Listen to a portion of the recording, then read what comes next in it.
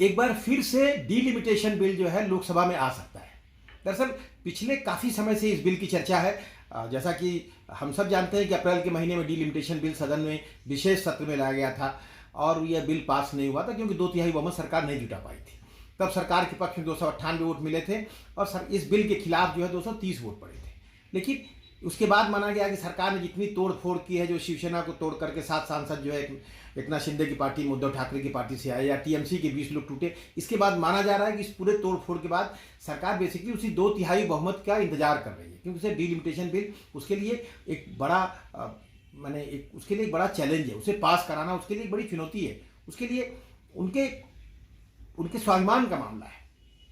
माना जा रहा था कि मानसून सत्र में भी यह बिल लाया जा सकता था, लेकिन मानसून सत्र चूंकि बच्चों का आंदोलन था, जेनजी के आंदोलन के चलते जो सत्र में बड़ा हंगामा हुआ, तो सत्र में सरकार ऐसा साहस नहीं कर पाई। लेकिन अब माना जा रहा है कि सत्र में वापस विशेष सत्र नहीं बुलाया जाएगा, बल्कि मानसून सत्र में ही इसको वापस लाया जा सकता है। मानसून सत्र में ही का मतलब है कि मानसून सत्र भले ही 13 अगस्त को खत्म हो गया है या अनिश्चित काल के लिए स्थगित हो गया है, लेकिन टेक्निकली मानसून सत्र अभी तक उसको जो है उसकी औपचारिक घोषणा खत्म होने की नहीं हुई है। इस बात की जानकारी अभी किरण रिजिजू ने भी एक इंटरव्यू में कहा इंडिया टुडे के साथ कि भाई जो है लोकसभा जो है अनिश्चित काल के लिए स्थगित है।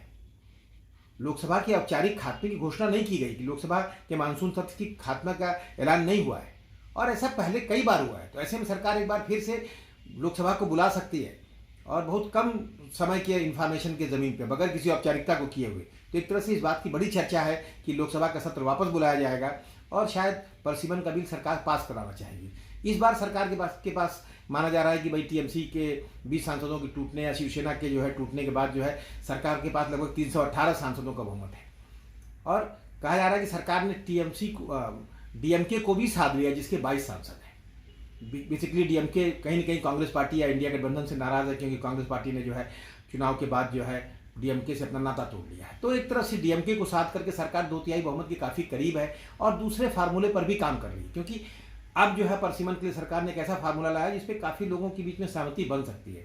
सरकार का जो फार्मूला ये है कि भाई जो है सीटों का परसिमन होगा और 1.5 गुना सीटें संसद में बढ़ जाएंगी और हर राज्य की सीटें 1.5 गुना बढ़ जाएंगी।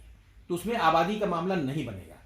लेकिन सवाल वही उठता है कि भाई फिर परसिमन का मतलब क्या बना और फिर परसिमन के लिए इतना सीरियस आप क्यों हैं, क्यों इस पर जोर दे रहे हैं। बहरहाल इस बात की बड़ी चर्चा है।